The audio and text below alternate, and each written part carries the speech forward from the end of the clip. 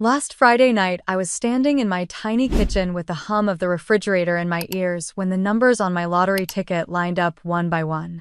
By the time I read the last one, my knees felt weak. $650 million. After taxes. My name is Valerie Monroe, and in that moment, I could have called anyone. My parents. My siblings. Even my best friend, but I didn't. Because I already knew what would happen if I did. You see, in my family, money has a way of turning love into something that keeps score. So instead, I made a different choice. I told no one. Not even Olivia, the one person who had never let me down. I decided to test them. I would show up in their living rooms and tell them I had lost my job, that I was drowning in bills, and all I needed was an $8,000 loan to get by. And while I expected some to turn away, I never imagined just how quickly the people I thought I knew would show me exactly where I stood, or who the two people would be who proved me completely wrong. That Friday morning had started like any other, with nothing to hint at how the night would change everything. The smell of burnt coffee drifted from the office kitchenette, mixing with the faint scent of printer toner that seemed to cling to every corner of Lux Reach marketing. I sat at my desk tapping numbers into a spreadsheet while Mark, my boss, stood a few feet away telling a client on speakerphone about the brilliant financial strategy he had supposedly come up with. I recognized every word because I had written the proposal myself. He didn't even glance my way. Derek was across the room scrolling on his phone, laughing quietly at something on the screen while his work sat untouched. It was just another Friday in Austin. Payday had already been eaten up by rent, groceries, and a car payment that was a month away from being late again. My savings account looked more like a rounding error than a cushion. I took a slow sip from my lukewarm coffee and told myself to get through the day.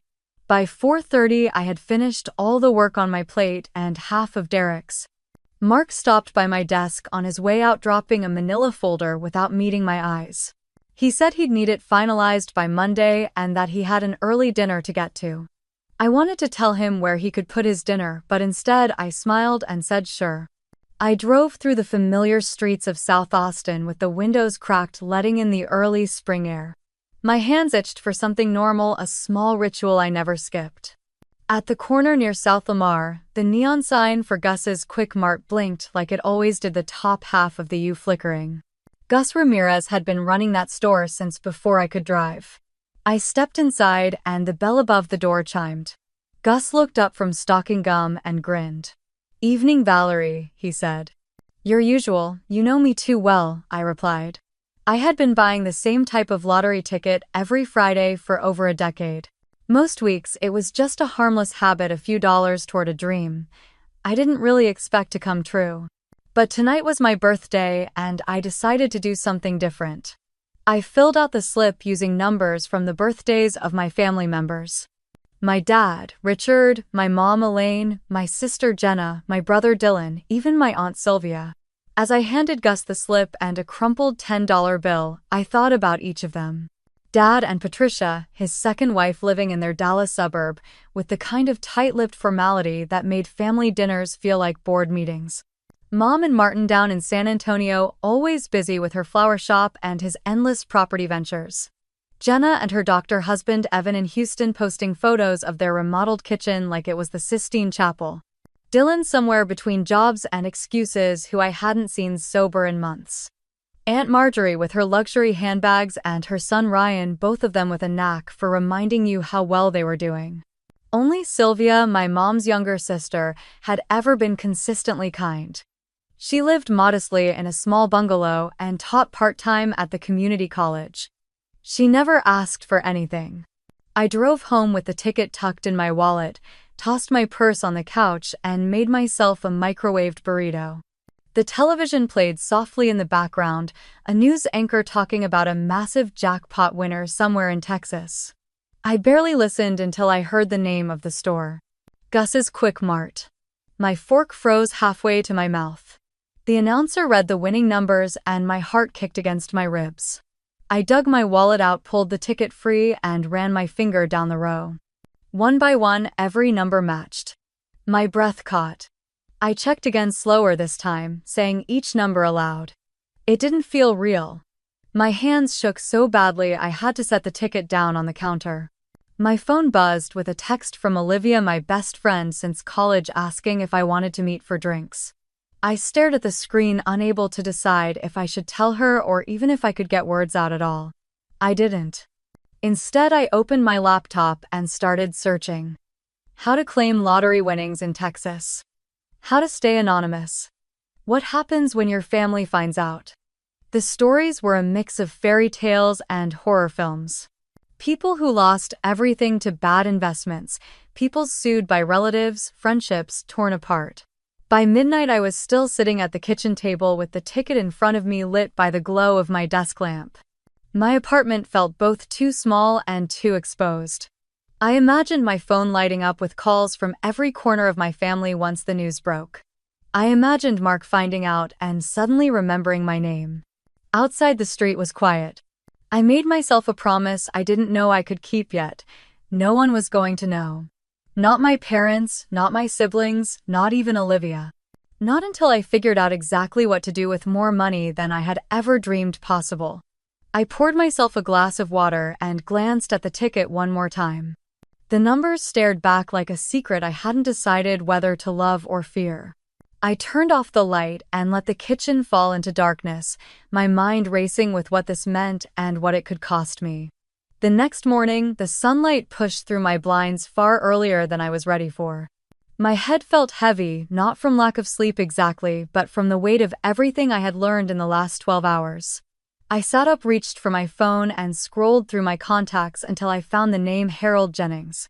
Harold was a friend of a friend, a lawyer in downtown Austin who specialized in some of the more unusual corners of Texas law. I had only met him once at a dinner party, but I remembered how he talked about asset protection like it was an art form. When I called, he answered on the second ring, his voice calm and warm like it was any other Saturday. By 10:30, I was sitting across from him in a sleek office on Congress Avenue, the kind of place where the carpet swallowed your footsteps and the walls smelled faintly of leather and coffee. Harold closed the glass door, glanced toward it to be sure it was shut tight, and then leaned forward. "Tell me exactly what happened," he said. I slid the folded ticket across his desk. He unfolded it slowly, his eyes scanning the numbers, and then he exhaled through his teeth. "Valerie, you just stepped into an entirely different life." I nodded. "I want to stay anonymous. I don't want my name anywhere." "In Texas you can do that, but only if you set things up properly," he explained. "We form a trust, then an LLC, and have the trust claim the prize. That way your name never appears on any public record. After taxes, you will walk away with roughly $650 million. Invested wisely, that can easily grow into over $1 billion within a decade." The number barely registered. It felt like a movie I was watching about someone else, but when he slid a yellow legal pad toward me and began outlining steps, my focus sharpened. Bank appointments. Investment managers. A private mailbox in a different part of town. I told him I didn't want anyone in my family to know. "Not yet. Maybe not ever." He tilted his head. "That's not uncommon, but you should prepare for how much self-control it will take." I thought of the years of helping them when no one helped me back. The time Jenna called crying about her credit card debt and I quietly paid it off only for her to post about her new designer bag a week later. The time Dylan's truck broke down and I drained my savings to get him back on the road and he didn't even send a text of thanks. My father's promises to help with my college tuition that never materialized. My mother's polite silence when I asked for a loan during my layoff in my 20s. The decision settled in my chest like a stone. I wanted to truly know who would stand by me if I had nothing to offer them. I told Harold my plan. I would tell them I had lost my job and needed to borrow $8,000 to keep my apartment. Just enough to be a stretch, but not impossible. I would approach them one at a time, a few days apart, and see who answered the call. Harold considered it for a moment, tapping his pen against the desk. "Spread it over 4 weeks. People talk even in families that claim they don't. The more time you give between each approach, the less likely word will travel before you're ready." "That makes sense," I said. He gave me a small smile. Just remember whatever they say, or do you can't react in the moment. Keep your face neutral, let them show you who they are. Walking out of his office, the air felt cooler, the noise of downtown Austin sharper than usual. I stopped at a coffee cart on the corner, ordered a latte, and sat on a bench to think. The city moved around me in its usual rhythm, people in workout gear, jogging past others, balancing paper cups and laptops. No one knew that the woman sitting here sipping coffee could, if she wanted, buy the entire block. Back in my apartment, I pulled out a notebook and wrote a list of names. Dad. Mom. Jenna. Dylan. Aunt Marjorie. Ryan. I left Sylvia for last because in my heart I was already sure of her. I also wrote Olivia's name in the margin, not because I doubted her, but because I needed to see if even my best friend could resist temptation. The rest of the weekend was spent in preparation. I cleared out my work bag, removing anything that tied me to my job. I printed out a fake termination letter using an old company template I found online, adjusting the date to last week. I made sure my apartment looked just a little tighter financially, an overdue bill on the counter, an empty fridge except for milk and bread. Sunday night, I called Harold to confirm the trust documents would be ready in 2 weeks. He said he would handle the claiming process in the meantime using a courier, so I never had to appear in person. As I hung up, I felt a strange mix of dread and anticipation. This was no longer just about money. It was about truth stripped bare and unpolished. I poured myself another glass of water and looked at the list again. The first name to test would be my father. I folded the paper, slipped it into the back of my planner, and let the apartment fall into silence. Outside, a neighbor's dog barked once, then quieted. I leaned back on the couch, letting the hum of the refrigerator fill the space while I imagined the conversations to come, each one a small step towards seeing exactly where I stood in the family I thought I knew. The morning light came in thin stripes across my living room floor, catching the edge of the coffee table where I had left my planner. I reached for it almost without thinking, flipping past the neat pages of work notes until my fingers found the folded paper tucked inside. The list I had made last night was still there, each name written in my careful handwriting, each memory attached like a weight I could not put down.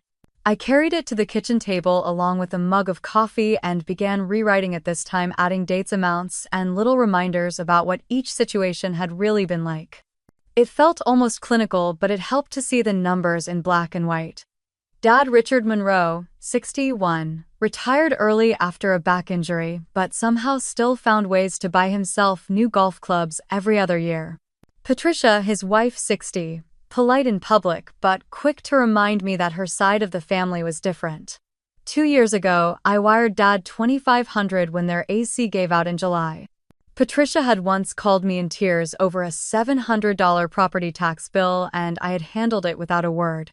Mama Lane Carter, 59, remarried to Martin, a man who had perfected the art of talking about investments he never actually made. I had learned not to ask for help after she sent me $200 when my old Corolla broke down in San Antonio, but only after making me promise to think about the choices that led me there. Jenna, my younger sister, 32, the picture of social media perfection with her physician husband Evan. I had covered $5,000 for her credit card debt, $1,800 for a spa weekend, $1,200 for a surprise tax bill. The total was a blur, somewhere north of 20 grand. Every repayment promise faded after a few cheerful texts and then silence. Dylan, 35, my older brother, still chasing the idea of himself as an artist. 3 separate rent bailouts, each larger than the last. The final was $3,000 sent with the condition that he get a job. A week later, his Instagram showed him at a rooftop party in Miami. Aunt Marjorie, Dad's older sister, wealthy enough to donate to museums and attend black tie galas. Her son Ryan, 28, had run 3 tech startups in as many years, each one bleeding cash. Last Christmas, I had sent him $5,000 so his employees could get paid. I never even got a thank you card. And then Sylvia, my mother's sister, 73, who still sent me care packages when I was in college, even though she lived on a teacher's pension. She would be part of the test too, not because I doubted her, but because I wanted to see her reaction when she thought I was in trouble. At the very bottom, almost as an afterthought, I wrote down Carol Whitman, my 70-year-old neighbor.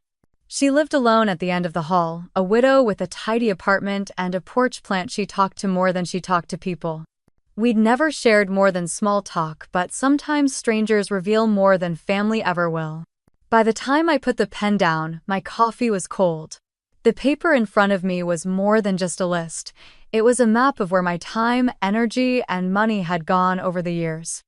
I felt a strange mix of sadness and clarity, as if I were finally seeing the architecture of my own enabling. My phone buzzed, breaking the quiet. Olivia's name lit up the screen. She had that uncanny ability to check in when my mind was already crowded. "Hey, you sound off," she said after I answered. "Is something going on?" "Just work, stress." I told her the same lie I decided on last night. Month-end reports are a nightmare. She offered to bring dinner over, but I said no. I needed the space, the quiet, the distance to stay focused. When we hung up, I turned back to the list and began another column. This one wasn't about what I had given, but about what I would say to each person. I planned to tell them I had lost my job unexpectedly and needed to borrow $8,000 to cover expenses for the next few months. I'd make it sound urgent, but not desperate, believable, but not theatrical. The plan was to space out each conversation by a few days, just as Harold had advised. 4 weeks in total. Enough time to see patterns to avoid word getting around too soon. I would start with Mom. She was the one who loved to repeat that family takes care of each other. I wanted to see if that extended beyond her favorite anecdotes. I spent the rest of the morning rehearsing how I might phrase it. Should I call her or show up in person? A phone call could be too easy to dodge, but an unannounced visit might tip her off. Eventually, I decided on a video call. That way I could read her face, watch her eyes, and still have the safety of distance. Before I closed my notebook, I added a note in the margin: record observations after each call. I wanted to remember not just the words, but the pauses, the tones, the little tells people give off when they are deciding whether to say yes or no. The sun had shifted by the time I pushed back from the table, throwing long slants of light across the floor. I gathered the papers, slipped them back into my planner, and set it on the counter where I could see it. Tomorrow would be the start of something I couldn't undo once it began. The first test. The first measure of who they really were when I had nothing to give them but a chance to show up. I rinsed my coffee mug, letting the water run until it turned warm, then set it in the rack. The apartment was still the kind of stillness that felt like holding your breath before a long swim. Outside, I could hear the faint sound of a car pulling into the lot and the soft slam of a door. Somewhere a radio played an old country song. I sat back down, closed my eyes for a moment, and pictured my mother's face on the screen, the conversation already beginning in my mind. Tomorrow, the real work would start. The drive to San Antonio was warmer than I expected for early March, the kind of heat that seeps through the windshield even with the AC running. I kept the radio low, more for company than for music, and went over the details in my head. I had rehearsed the lines so many times they felt almost natural now. Lost my job. Short on paying a few medical bills. Need some help to get through the next couple of months. $8,000. It was just enough to make it real, but not enough to seem like I was asking for something life-changing. Elaine's house was a modest single story with a wide porch painted in a pale yellow that matched the flowers blooming in pots along the railing. She opened the door before I could knock, smiling, then pulling me into a quick hug. For a moment, I almost forgot why I was there. Martin appeared behind her in his usual uniform of pressed khakis and a button down, his reading glasses perched low on his nose. We moved to the living room where a bouquet of lilies sat on the coffee table, their scent heavy in the air. Elaine poured iced tea into tall glasses and asked about my drive. I waited until the small talk wound down before leaning forward in my chair. "Mom, I need to tell you something," I began, letting my voice catch slightly. "I lost my job last week. It was sudden. The company downsized and my position was cut. I'm trying to figure things out, but right now I'm behind on some medical bills from last year. I was hoping you might be able to help me out until I get back on my feet." Her expression softened immediately, concern flashing across her face. "Oh, honey, that's awful. Are you okay? What are you going to do?" I explained that I was already applying for new jobs, but I needed about $8,000 to keep everything covered for the next few months. I could feel Martin shift in his seat before he even spoke. $8,000 is a lot of money, Valerie, he said, folding his arms. Maybe you could sell your car. Or move back in here for a while until things settle. That way you could save on rent and utilities. Elaine glanced at him, then back at me. We just opened the flower shop, she said, her tone almost apologetic. The first few months are always tight and Martin is still working on that real estate deal.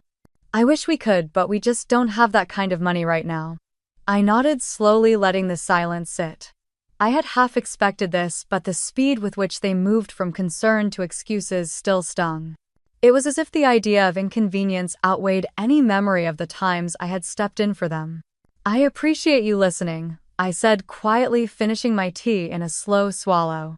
Martin launched into a story about a friend who had been laid off and rebuilt his career from scratch, clearly steering the conversation away from my request. Elaine nodded along, her hands clasped tightly in her lap. When I stood to leave, Elaine hugged me again, but it was different this time, lighter, as if to signal that the subject was closed.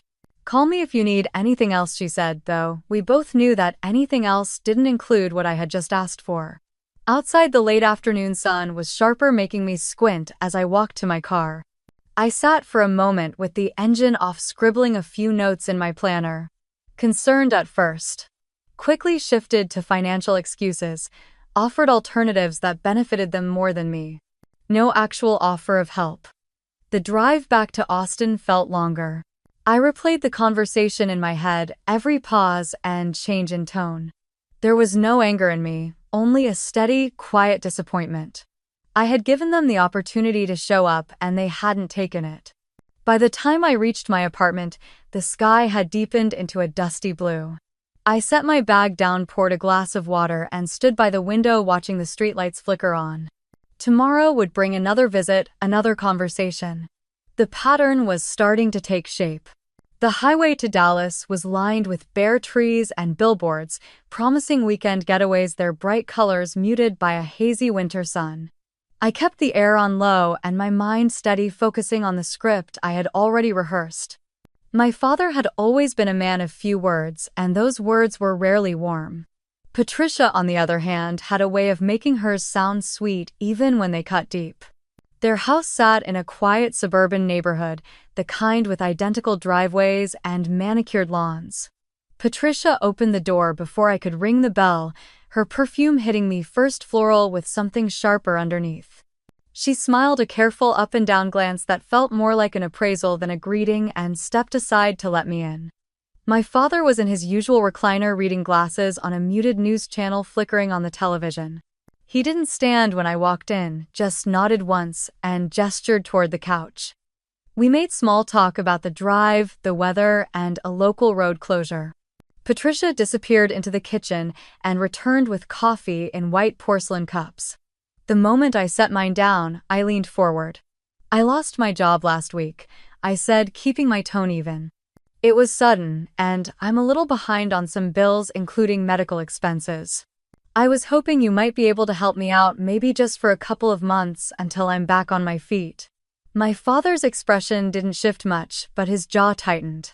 You know, Valerie, this is exactly why we had that discussion years ago, he said, voice low. When you refused to contribute to the family fund, I told you there would be a day when you might need it. I held his gaze, resisting the urge to remind him that the so-called family fund had been more about Patricia's side projects than any collective emergency.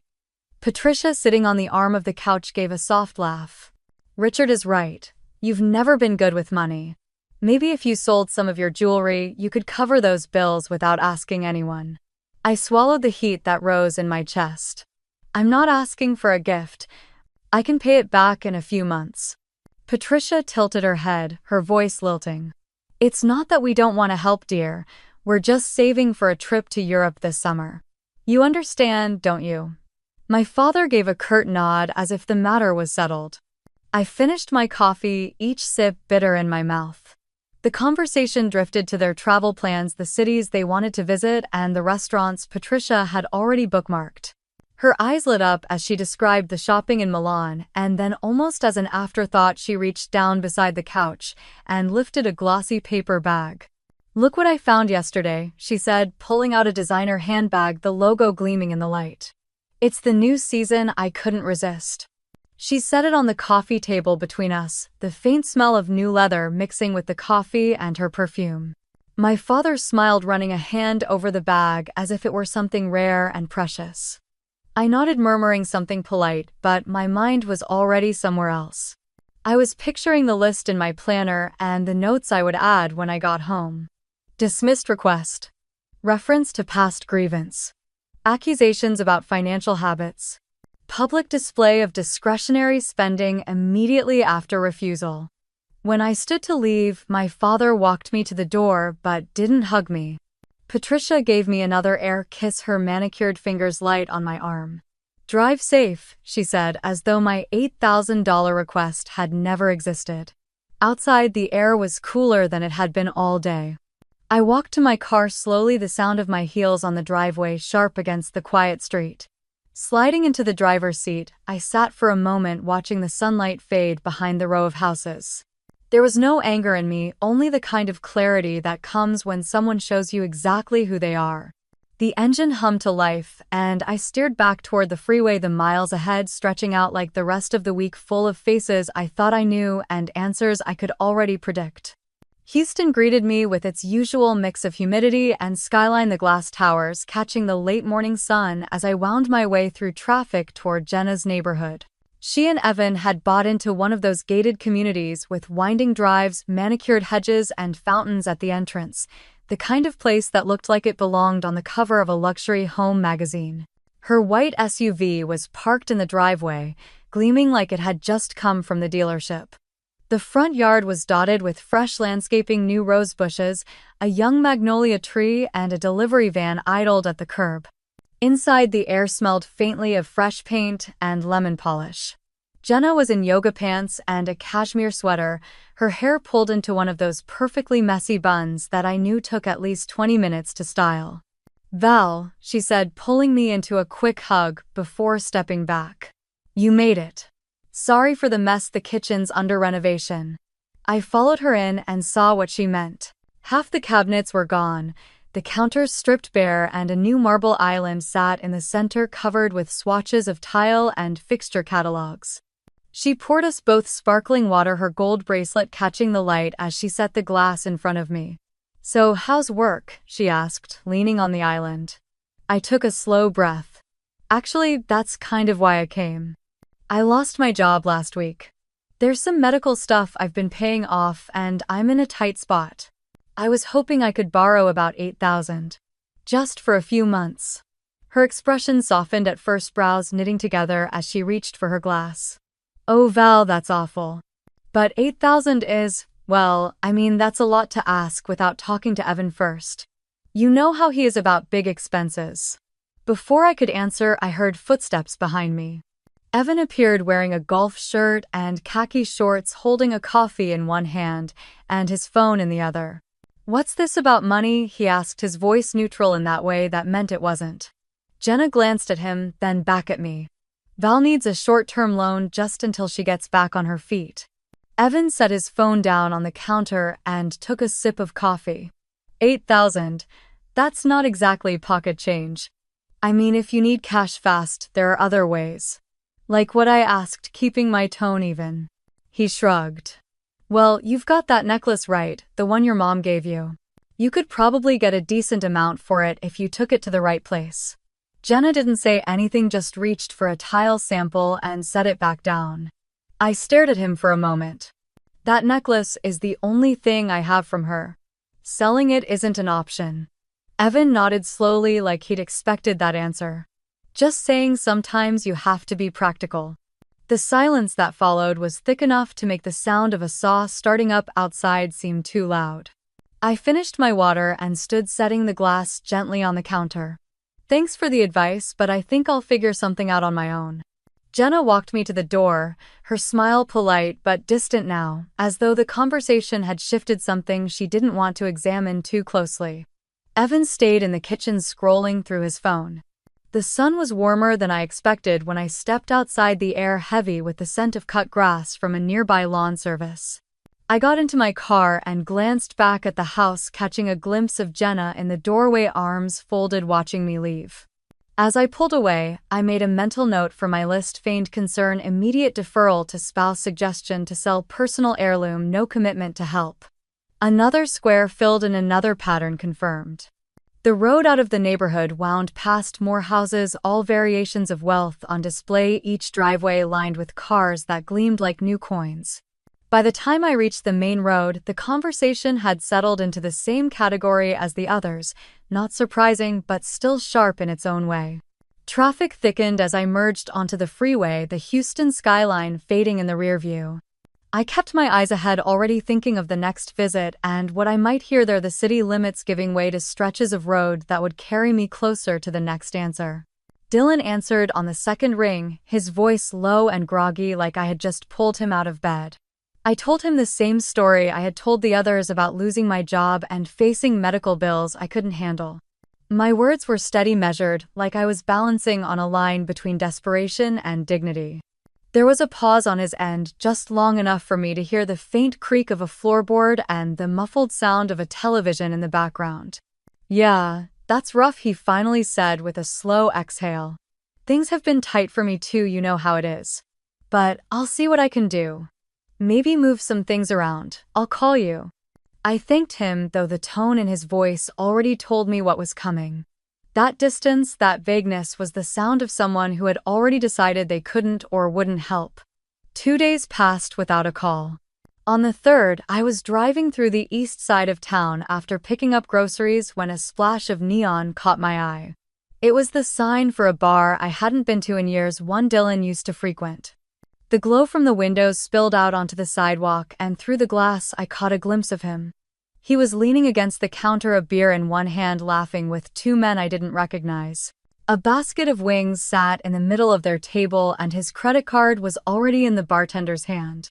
I slowed, then pulled into a parking space without giving myself time to think better of it. The moment I stepped inside, the smell of fried food, beer, and cigarette smoke wrapped around me. Music thumped low from the speakers, and the place was lit by a mix of dim overhead bulbs and flickering beer signs. Dylan spotted me mid-sip, his expression tightening in a way that confirmed he hadn't expected to see me there. "Val, hey," he said, slipping away from the table and forcing a small smile. "What are you doing here?" I replied, keeping my eyes on him. "But I drove by and saw you. Since you never called me back, I figured I'd check in." He rubbed the back of his neck, his eyes shifting toward the bar where his tab was still open. "Yeah. About that. Things have been complicated. Complicated enough that you can't pick up the phone, but not complicated enough to buy rounds for your friends." His jaw tightened, his smile gone. "That's different. This is my money." I held his gaze. "And the money I've given you over the years. Rent when you were broke. The time I paid for your transmission repair. That was my money too." He let out a small scoff. "That was then. I didn't ask you to." "No, you didn't. But I thought that's what family did." He glanced toward the door like he was already done with the conversation. "Look, Val, I can't help you right now. That's all there is to it. You can't or you won't." He didn't answer. Instead, he gave a quick nod as if to close the matter and moved back toward his table. The laughter picked up again almost instantly, the sound rolling out toward me as if nothing had happened. I stood there for a moment, the bar suddenly feeling smaller and more claustrophobic. A woman at the end of the counter looked up from her drink to glance between us, her expression unreadable. I turned and walked out into the cooler air, the night buzzing with the sound of traffic on the nearby highway. In my car, I sat with my hands on the wheel, watching Dylan through the windshield as he leaned in toward his friends. He looked relaxed, almost carefree, the kind of comfort that comes from knowing you won't be the one answering a late-night call for help. I drove away slowly, the tires humming against the pavement. Every mile I put between us made the knot in my chest loosen, but it didn't disappear. I thought back to the list in my notebook, the neat lines of names and the empty boxes beside them. I could already see how his would be marked. By the time I reached the edge of downtown, the streets were quieter, lined with dark storefronts and the occasional flicker of a security light. I stopped at a red light and caught my own reflection in the rearview mirror, my face calmer than I felt. This wasn't just about money anymore, it was about clarity. When I pulled into my apartment complex, I parked and sat for a moment before heading inside. The hallway was quiet, the hum of the vending machine, the only sound. In my kitchen, I poured a glass of water and took a slow sip, the coolness grounding me. I opened my planner, flipped to the page, and wrote Dylan's name in firm, steady strokes. Next to it, I added 2 words, not willing. Closing the planner, I let it rest on the counter. The fridge hummed, the pipes in the wall groaned softly, and the weight of the day settled into my shoulders. Tomorrow would bring another face, another conversation, another truth to add to the list. The driveway curved like a private road, lined with trimmed hedges and lit by soft ground lights that made the whole place feel like an estate ad in a glossy magazine. Marjorie's house rose at the end, all white stone and wide windows, the kind of property that seemed designed to be admired from a distance. Inside, the air smelled faintly of jasmine and something rich baking in the oven, though I doubted she had touched a mixing bowl in years. The living room was full of people in clothes that probably cost more than my monthly rent. Marjorie spotted me from across the room and swept over, her gold bangles clinking softly with each step. She kissed my cheek without really making contact, her smile polished but cool. "Valerie, you made it. I almost didn't think you would." I told her I had been looking forward to it, though we both knew it wasn't true. She led me toward a seating area where a man in a tailored navy suit was holding court over a group of laughing guests. Ryan sat beside him, wearing a crisp white shirt and the kind of grin that came from knowing everyone here respected his last name more than anything he had actually accomplished. We exchanged pleasantries, sipped champagne, and listened while Marjorie told a story about her early career. She made it sound like she had clawed her way up from nothing, though I remembered the family money that had been there all along. At one point, she placed a hand lightly on my shoulder and said in front of the group, "You know, Valerie, everyone faces hard times. You just have to learn to push through without expecting someone to fix it for you." Her tone was sweet enough to pass for encouragement, but I felt the sting beneath it. I smiled and said nothing, letting the moment pass. After dinner, Ryan caught up to me near the kitchen. He leaned against the counter, speaking in a low voice. "I heard about what you're going through. I can help." I waited, sensing the hook before he threw it. "I'll give you the $8,000 you need," he said, "but in exchange, I want a contract. 10% of any profits you make from your next project. Whatever that ends up being." I stared at him, trying to decide if he was serious. "My next project." He nodded, looking pleased with himself. "You're smart, you'll land on your feet. Think of it as an investment in your future." I let out a small laugh, more out of disbelief than humor. "So I give you 10% of something I haven't even built yet, just so I can get through a rough month?" "Exactly. It's a win-win." I shook my head. "No, Ryan. That's not help. That's a deal for you, not for me." His jaw tightened and he pushed away from the counter. "Then, I guess there's nothing else to talk about." He left the room without another word, his cologne hanging in the air behind him. I stayed another 20 minutes, making small talk until it felt polite enough to leave. Driving back through the gates, I caught my reflection in the rearview mirror. My face was calm, but my hands on the wheel were stiff, my knuckles pale. 2 days later, I was making coffee when my phone buzzed. A notification from the family Facebook group popped up. Marjorie had posted a photo of herself on her patio, a glass of wine in hand. The caption read, "Some people think acting desperate will get them what they want. Life doesn't work that way, you earn what you have." The comments were full of nodding emojis and affirmations from relatives who had no idea what she was referring to, though I didn't need to guess. I scrolled once, set the phone down, and let the coffee finish brewing. I poured a cup and took it to the table, opening my planner again. Under her name, I wrote the same words I had for Dylan. "Not willing." The ink spread slightly into the paper, fibers, the letters looking darker than the rest. The apartment was quiet except for the steady drip of the coffee maker cooling down. Outside, a light breeze moved the branches of the oak tree near my window. I watched them sway for a moment, letting the irritation settle into something steadier. This was becoming a pattern I could read without effort. And there were still more names to go. Sylvia called mid-morning, her voice warm but carrying that familiar quiet urgency. She said she had been thinking about me and wondered if I could meet her for lunch. No preamble, no explanation, just the kind of invitation she gave when she had already made up her mind about something. I agreed, and by noon, I was parking in front of a small diner tucked between a hardware store and a laundromat on the south side of town. Inside, the air was thick with the scent of coffee and grilled onions. Sylvia was already seated in a corner booth, a glass of iced tea sweating on the table in front of her. Her silver hair was pulled back neatly, and she gave me the same smile she'd been giving me since I was 8 years old and came to her for cookies after school. We started with small talk. She told me about a new student in her English class at the community college, a young man who wrote poetry about stray dogs. I told her about the weather in Austin, the traffic on I-35, the price of gas. It felt easy the way it always did with her. She never asked questions in a way that made you feel like you were being cornered. After a while, she set her glass down, folded her hands together, and leaned forward. "I heard you lost your job, Val. Is it true?" I nodded, repeating the same carefully rehearsed story I had been telling everyone for the past couple of weeks. She listened quietly, not interrupting, her brow creased just enough to let me know she was paying attention. When I finished, she reached into her purse and pulled out a plain white envelope, sliding it across the table. I stared at it, my hand hovering over the flap.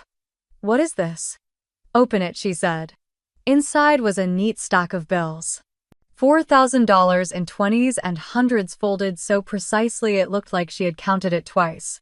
"Sylvia, I can't." "Yes, you can. And you will." She pushed it closer. "I've been saving a little here and there for years. It's not a fortune, but it might help you get through this rough patch. And if it doesn't, you come stay with me. No rent, no strings." Her tone was gentle but firm, the kind that left no room for argument. I knew she wasn't a woman of means. She worked part-time, lived modestly, and carried the quiet burden of managing her diabetes without complaint. This wasn't extra money. This was safety, comfort, and she was handing it to me without hesitation. I felt my throat tighten. "Thank you. Really, I don't know how to put into words what this means. You don't need to.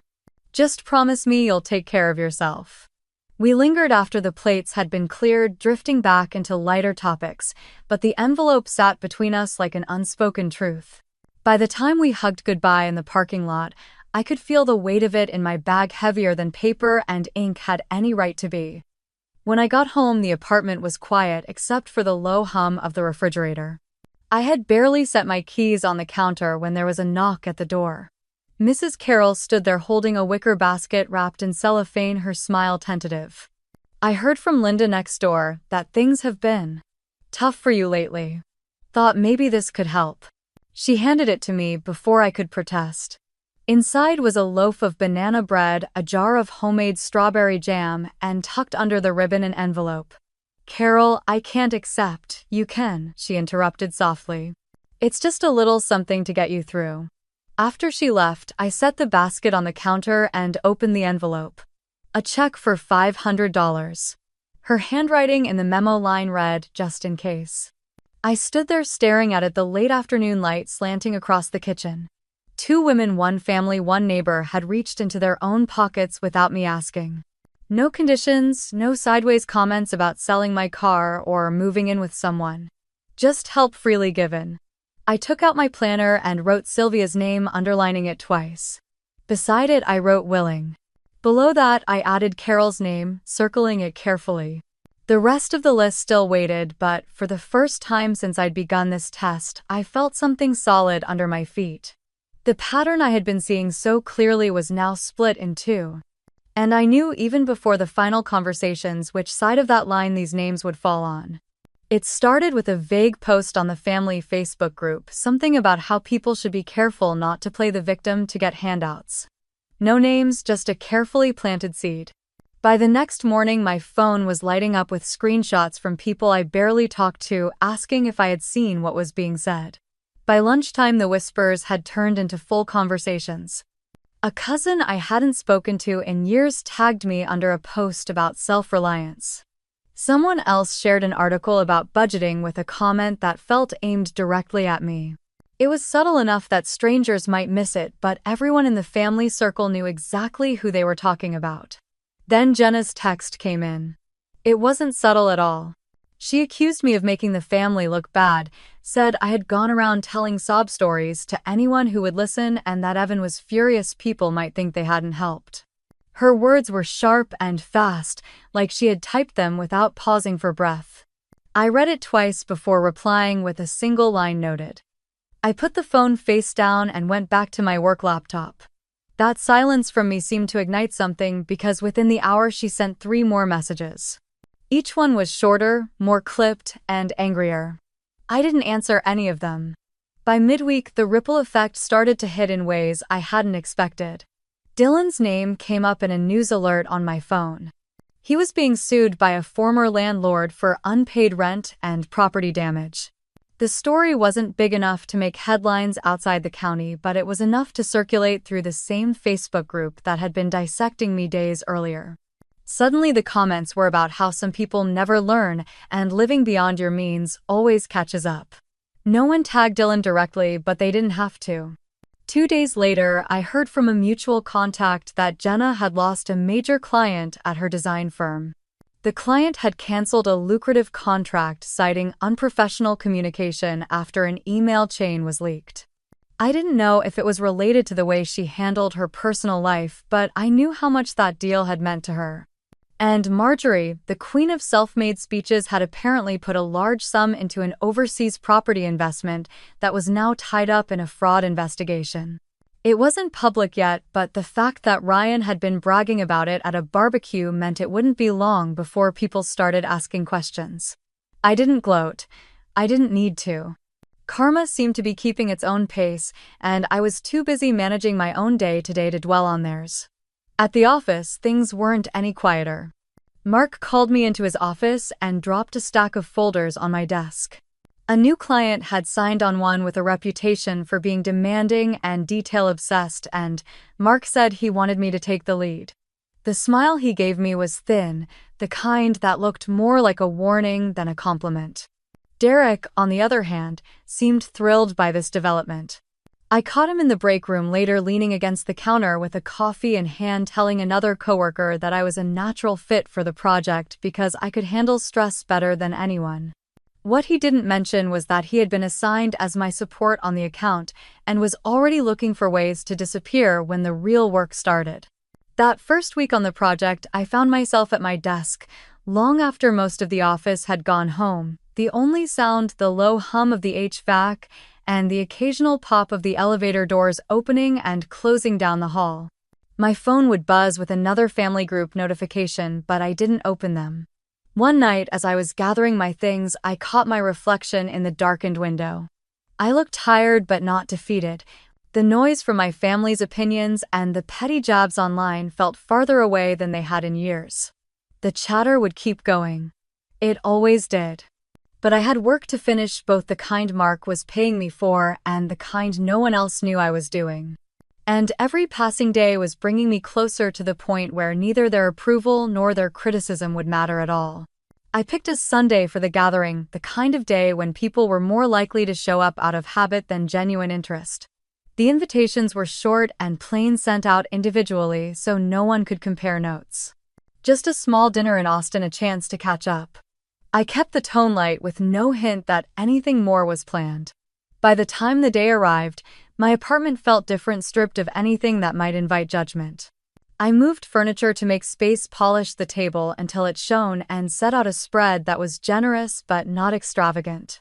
I didn't want anyone to walk in thinking they had proof I was better off than I'd let on. Sylvia was the first to arrive right on the dot, carrying a homemade pie.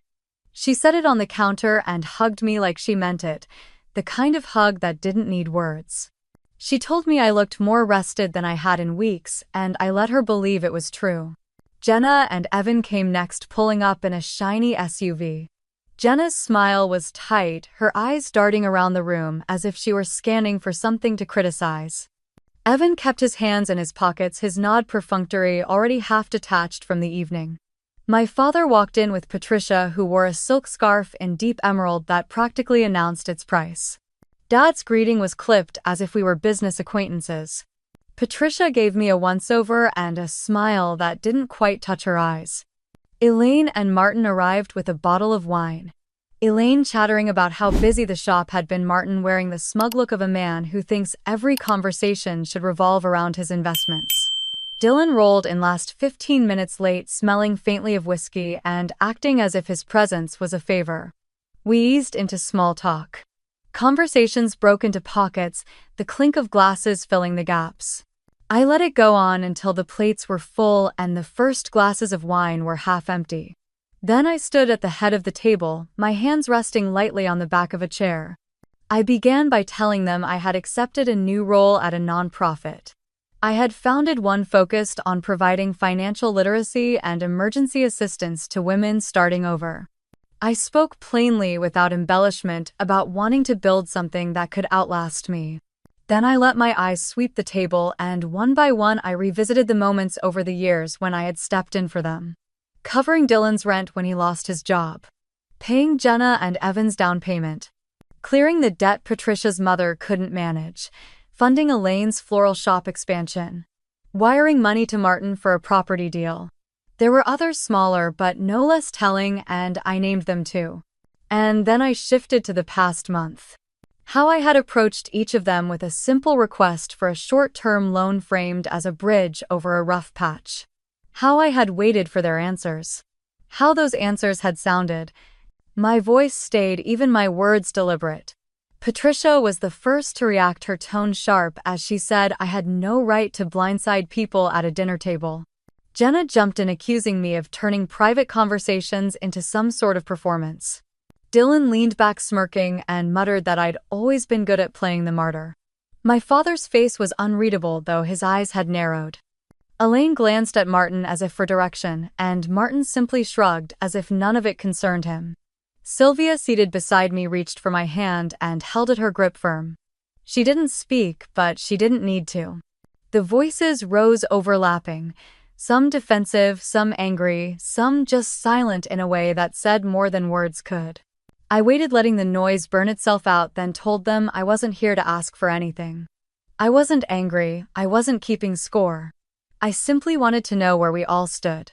The quiet that followed was thick, as if the air itself had weight. I looked from face to face and realized I didn't need to push further. The answers had been given long before tonight. Sylvia's thumb brushed against my hand, a small anchor in the stillness. Somewhere in the kitchen, the refrigerator clicked on, breaking the moment. I let go of her hand and took my seat again, the scrape of the chair legs loud in the hush. Dinner went on, but the taste of the food didn't matter. The real meal had already been served, and everyone at that table knew it. Morning light slips across my kitchen floor and catches on the edge of a terracotta pot where basil is trying its best to become a small forest.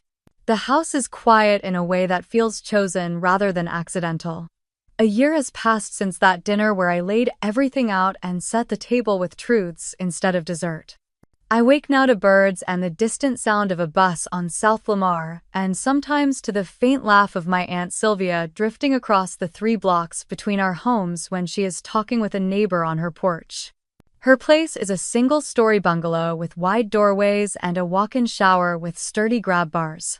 We picked out the handrails together, argued lovingly over paint colors, and insisted on a front porch deep enough for 2 rocking chairs and a little table for iced tea. The first week she moved in, she called to tell me the sunrise from her kitchen window made even oatmeal taste like celebration. She looks stronger. Her blood sugar is steadier.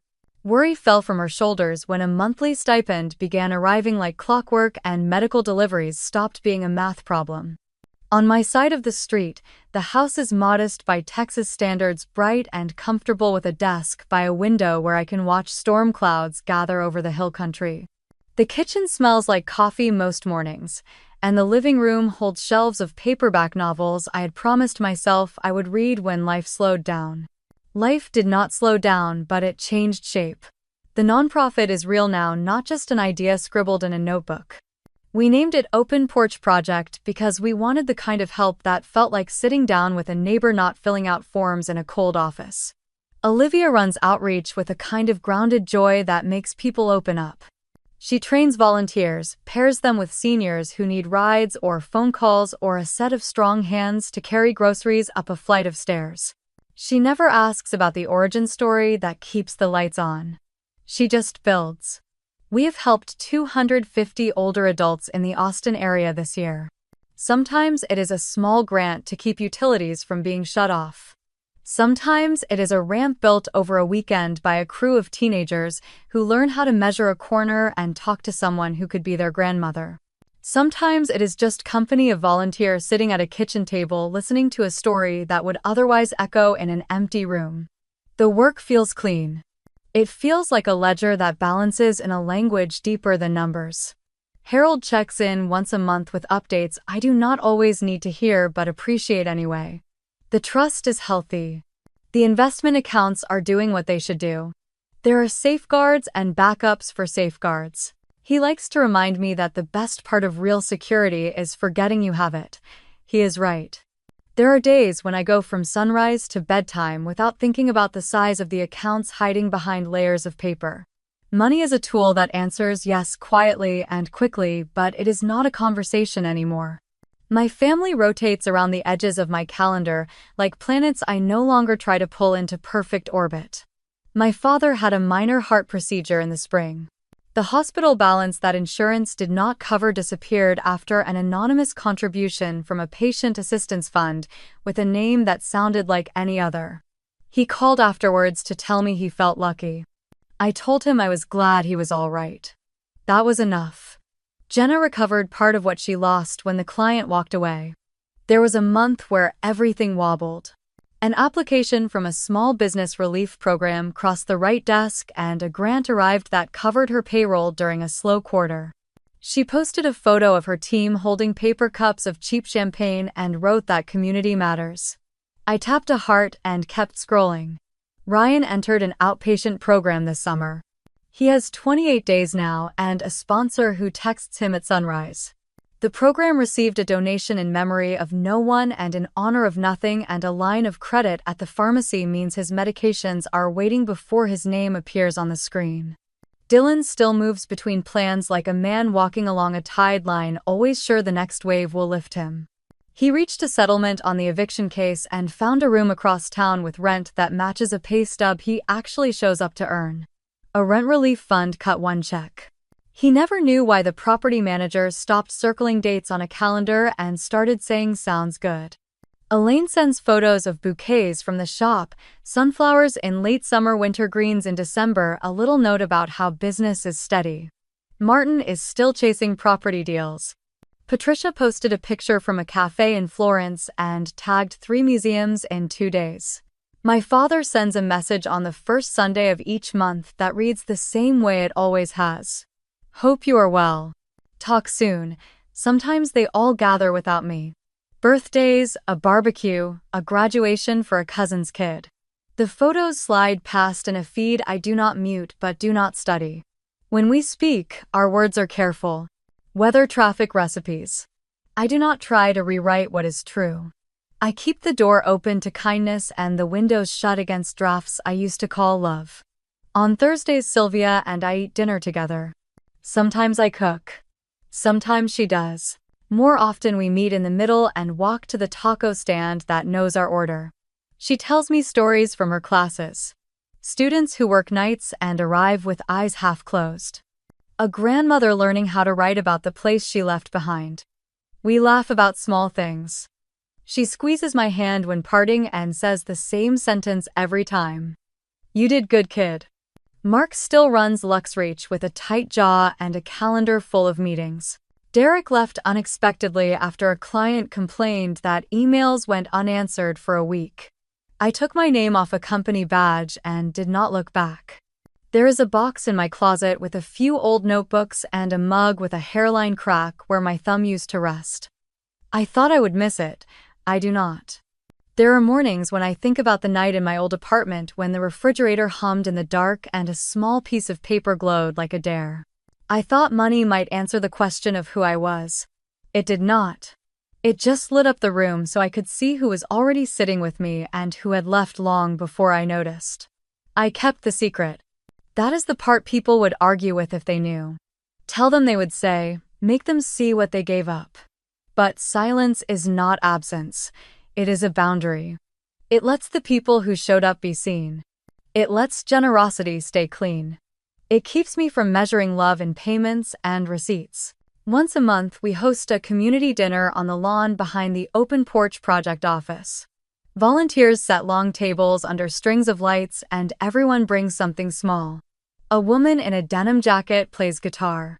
A veteran tells a story about a dog he met on a Tuesday who followed him home and stayed. Olivia walks the line of tables like a general and a grandmother at once, making sure plates are full and strangers become neighbors by the end of the night. I look for Sylvia's wave across the lawn, and she always gives it a little arc through the air that feels like a blessing. If there is a lesson in this year, it is quieter than I expected. Love is not debt. Help is not leverage. The people who deserve the softest parts of you are the ones who offer steady hands when you have nothing to trade but your own tired voice. Money did not change who anyone was. It just took the shadows off the corners and let me decide where to build. I lock up after the last dinner of the summer and walk home under a sky that holds more stars than the city usually allows. My porch light throws a small circle of gold across the steps. Inside, the house creaks the way old houses do when they are cooling after a hot day. I set my keys in the bowl by the door and stand for a moment in the quiet. The life I have now is not smaller or larger than the one I had before. It is simply mine. It fits. If you found yourself holding sudden wealth, would you tell someone right away, or would you keep quiet to see the truth in the people around you? Tell me what you would do and why. Share your own stories in the comments. Tap like if this journey meant something to you, and subscribe so you can be here for the next one.